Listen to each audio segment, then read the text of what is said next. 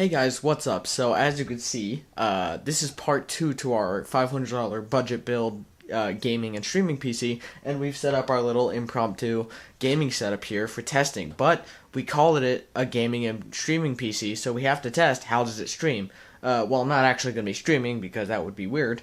To live stream, no one would know what's going on if I was live streaming live. But I will be recording at 1080p 60 to represent a live stream, or yes, it could also be a recording PC using the X264 encoder, so that's CPU encoding. We do have 6 cores and 12 threads, and a game can use maximum 4 cores, so that's actually a perfect amount for recording, even though we still will see a performance drop with recording. We want to see, can we game and record, and is this like, if you're starting YouTube or you just started streaming, could this $500 PC, I mean, mine obviously is a little more, everyone's like, budget PC, but use Trident Z Royal. The RAM doesn't matter, you could still for like $70 get 3000 speed memory, which I actually have turned on XMP and turned it to 3000 speed, which is great. Awesome RAM, feeding that Ryzen 5 1600, but no, I would recommend like a G-Skill A. This is just all I had, and you know, in the theme of a budget build, I'm using what I have, even though mine's very nice. But that's our PC here. We have it connected to we're using it on 144 hertz, although this monitor does overclock to 180 hertz. With a PC like this, you would have anything from a 60 hertz, a 120, or a 144 hertz monitor maximum. You're not buying a 240 hertz monitor with this PC, even though you could. It really wouldn't be great. You'd get a lot of tearing without G-Sync or anything. But our first game will be CSGO, and instead of doing like benchmarks and just having a graph, what I like to do is actually, because I'm good at, I like to think I'm good at video games. Though you'll see here in a minute that I did very bad on some of them today, but I'm generally really good at video games, so I thought, why not do it differently? Everyone does benchmarks, but most of these other tech YouTubers aren't that good at games. See Linus Tech Tips play any game ever, at all. I like to, so I want to see, will I perform worse on these games simply because of the PC and not because this setup is not what I normally play on. I don't even use this keyboard or this mouse normally for gaming. I use these for editing. I use different keyboard and mouse, but I'm not going to take them off my gaming setup because that's too much effort. I love these shadows under my eyes. They're beautiful. Low budget. But, so we're going to be playing games. I'm just going to see, do I play worse because of the actual computer giving me less frames or any screen tearing, and I am dying, apparently.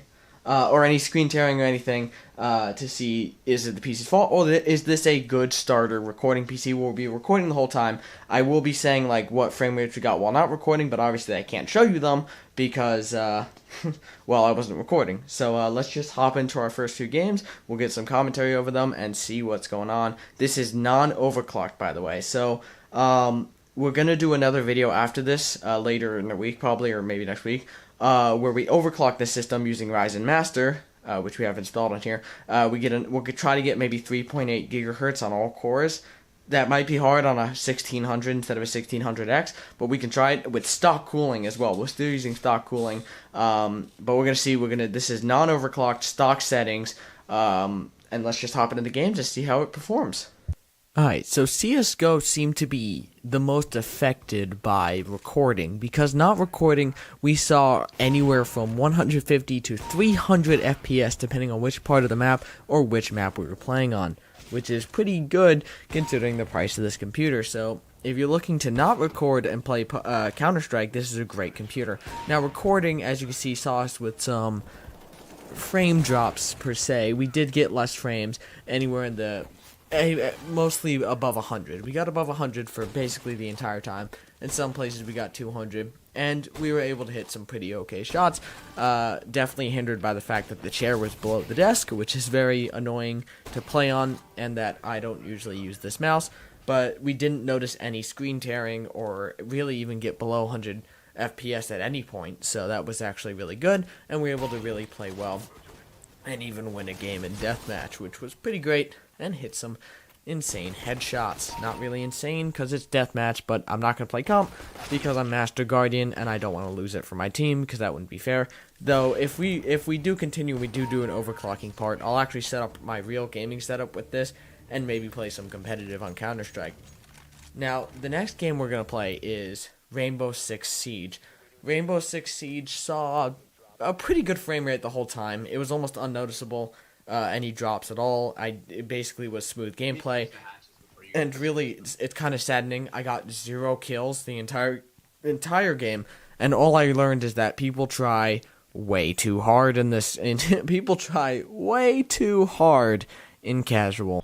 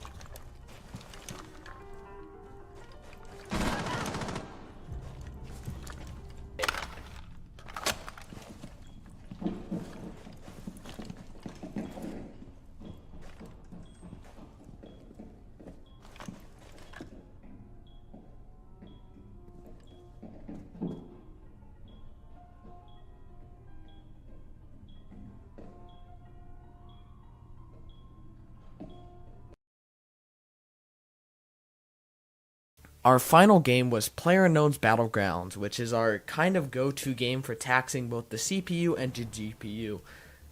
That was hard to say. The CPU and the GPU are heavily taxed by this game. Even in the menu, we see very low FPSs, like 30 to 50, just in the menu, because the menu is using 100. It uses 100% of whatever GPU you're using, no matter what, just because of all the effects in the background, the reflections in the water, etc., etc. Unlike Counter-Strike and Rainbow Six Siege, this game also heavily taxes the GPU. Those two games are very CPU intensive.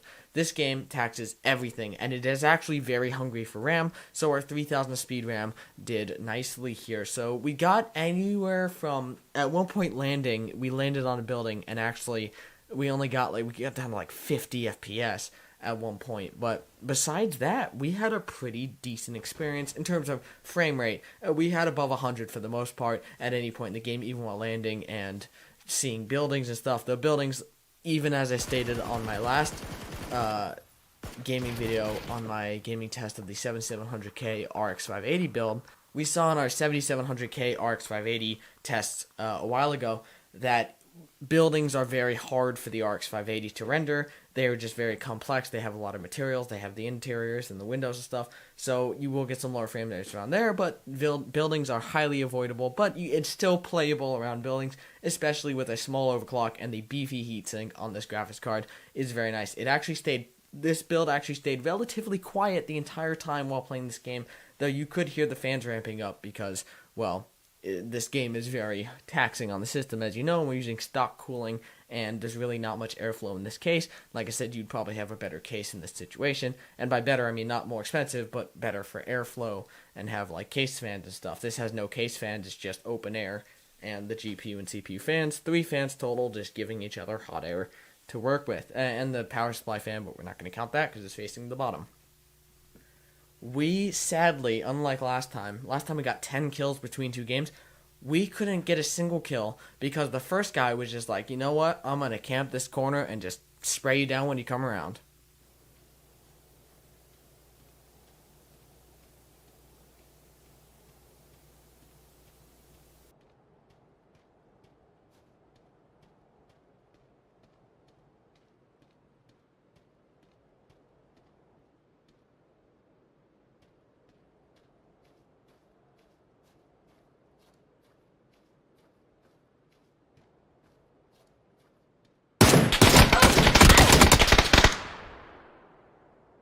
Which, of course, makes no sense, because if I was sitting there, my gun would have went straight to the roof when I shot it.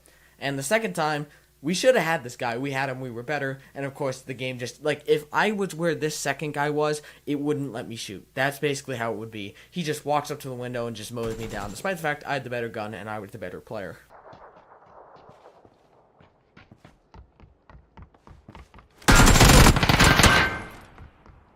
But that's besides the point. We may have played bad in most of our games today, but it showed we didn't play bad because the computer was holding us back. We only played bad because I was holding me back, because I was playing very badly today, and the game still hates me. But that's besides. This is an amazing computer for gaming. So let's end off our gaming part. Obviously, we're not going to use graphs or anything. I'm just going to literally. I just showed you. This thing performs amazingly, even in taxing games like PUBG. Now, you're probably going to ask, why didn't you play Fortnite? Guys, you can assume Fortnite's easy to run. 200 plus FPS while not recording, 100 plus FPS while recording.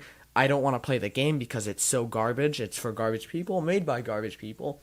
And I have more of an attention span than a duck, so I don't play games like that. But that's besides the point. Let's head back and talk about what we saw. Alright guys, so as you guys could see, it was actually a very playable experience, even while recording at 1080p, 60 FPS.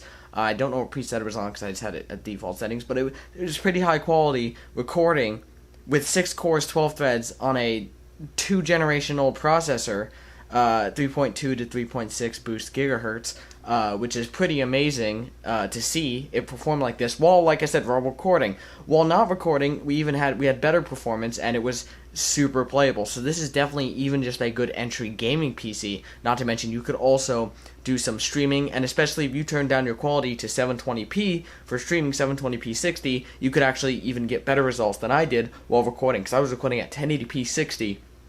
Which is considered very high quality. That is the max quality you can do on Twitch, and pretty high for YouTube. YouTube you can go for like 4K or 8K or whatever, 50K kilobits, whatever.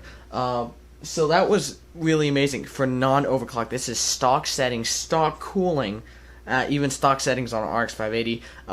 The PUBG was probably the lowest FPS, but PUBG is it taxes my 7700K 1080 Ti system as well. It is very taxing on your system, and it performed well enough to the point where I was actually holding it back because I was just playing very bad today.